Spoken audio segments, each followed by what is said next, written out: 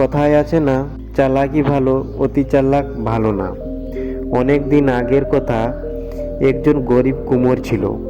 সে মাটির আসবাবপত্র বানাতে পারতো না, তাই সে নদীর ধারে গিয়ে মাটি খুঁড়ে বস্তাতে ভরে, তার একটি গাধা ছিল, তার পিঠে চাপিয়ে বাজারে গিয়ে মাটি বিক্রি করে যা টাকা পেত, কোনো রকমে তার সংসার চলে যেত। এইভাবে তার দিন কাটতে থাকে। প্রতিদিনের মতো নদীর পাশে মাটি খুঁড়তে থাকে। হঠাৎ তার নজরে পড়ে একটি চেন এবং একটি চকচকে পাথর। তাকে খুব ভালো লেগে যায়। কুমোর তাকে ধুয়ে পরিষ্কার করে তার গাধার গলায় ঝুলিয়ে দেয়। কুমোর মাটি নিয়ে বাজারে যাবার সময় এক চা দোকানদারের নজর পড়ে তার গাধার ওপর। কুমোরকে বলে, ওটা গাধার গলায় কি ঝুলছে? কুমোর বলে, মাটি খোঁড়ার সময় আজ আমি এটা পেয়েছি। চা দোকানদার বলে, ওটা খুব সুন্দর লাগছে, ওটা আমাকে দিবেন? কুমোর বলে, 50 টাকা দিলে দিয়ে দেব। দোকানদার বলে, 40 টাকায় দিবে? কুমোর বলে, হ্যাঁ দিয়ে দেব। দোকানদার কিনে তার দোকানের সামনে ঝুলিয়ে রাখে।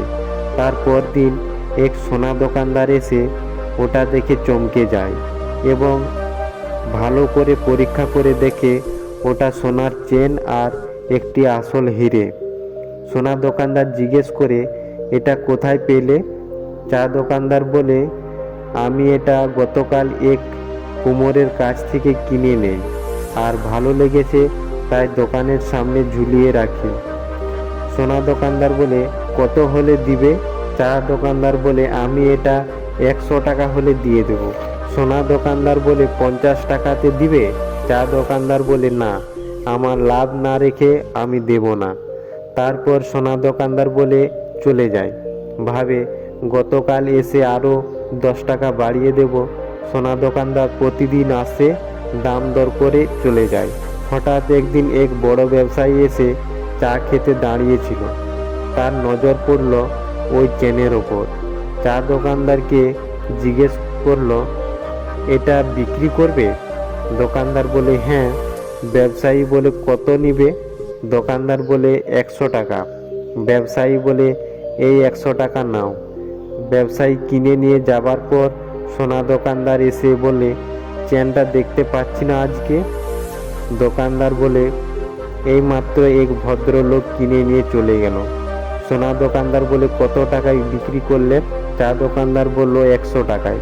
সোনা দোকানদার বলল, তুমি বোকা, ওটার দাম লাখ টাকা, 100 টাকা না।